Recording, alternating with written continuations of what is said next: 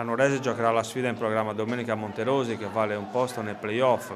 Si è infatti sbloccata la questione relativa al mancato pagamento dei rimborsi delle trasferte previste dalla legge regionale del 17 sullo sport, che aveva indotto il presidente della Nuorese Michele Artedino a decidere di non partecipare fino alla fine del campionato alle trasferte nella penisola.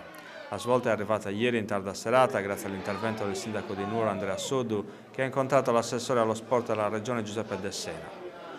L'esponente della giunta Pigliaru gli ha assicurato che la prossima settimana verranno accreditati alle squadre sale di Serie D gli importi previsti.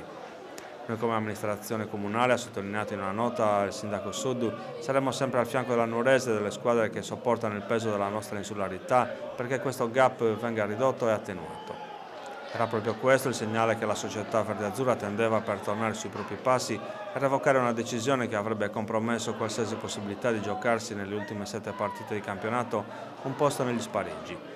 Le assicurazioni che il sindaco Sud ha ricevuto dall'assessore regionale De Sena mi spingono a far rientrare la nostra protesta e la squadra sabato partirà alla volta di Monterosi, ha sottolineato il presidente Michele Artedino. Spero che la Regione capisca le difficoltà alle quali andiamo incontro nell'affrontare un campionato oneroso come quello di Serie D. Ora pensiamo alla partita che rappresenta un punto di svolta importante per il nostro campionato. Andiamo ad affrontare una formazione terza in classifica con la voglia di far bene e proseguire il nostro cammino verso i play-off.